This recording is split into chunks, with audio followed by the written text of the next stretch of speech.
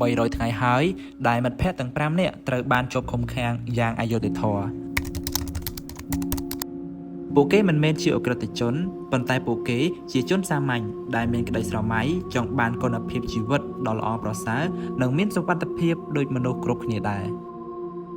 ទន្ទឹមនឹងនេះពួកគេក៏មានក្តីស្រមៃចង់ការពារធនធានធម្មជាតិដែលនៅសេសសល់សម្រាប់មនុស្សជំនាន់ក្រោយ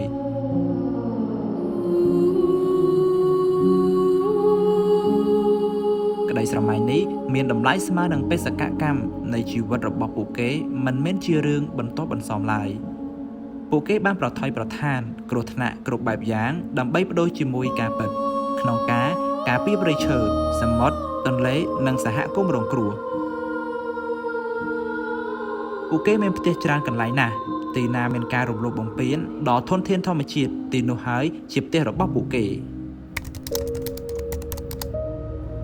បានលាតត្រដាងអំពើពុករលួយនិងការបំផ្លាញធនធានធម្មជាតិដោយមានការរៀបចំជាប្រព័ន្ធក្នុងប្រទេសកំណើតខ្លួន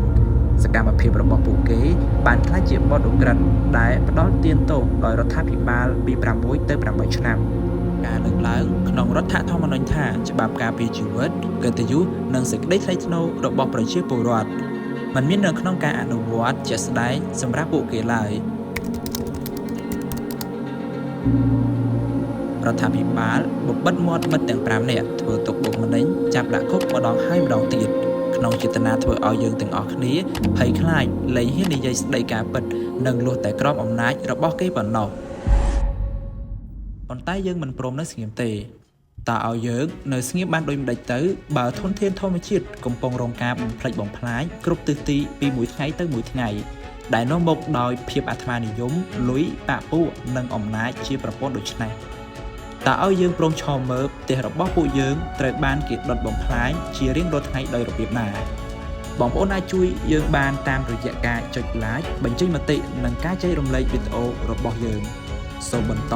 ជួយនិងការចែករំលែករឿងរ៉ាវនៃការតស៊ូរបស់ពួកយើង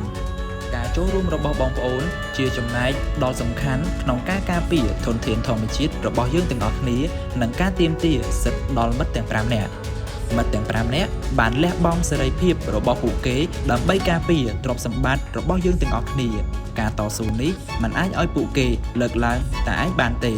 គឺយើងត្រូវតែរួមគ្នាសូមចាប់ផ្ដើមជំហានរបស់ពួកយើងឥឡូវនេះព្រោះពេលវេលាដ៏ល្អឥតខ្ចោះមានតែក្នុងរឿងនិទានតែប៉ុណ្ណោះ